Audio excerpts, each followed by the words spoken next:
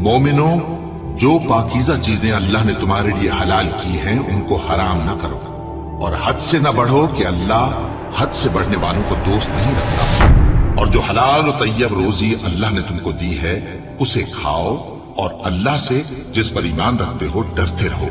अल्लाह तुम्हारी बेइरादा कस्मों पर तुमसे मुआवजा नहीं करेगा, लेकिन पुख्ता कस्मों पर जिनके खिलाफ करोगे मुआवजा करेगा।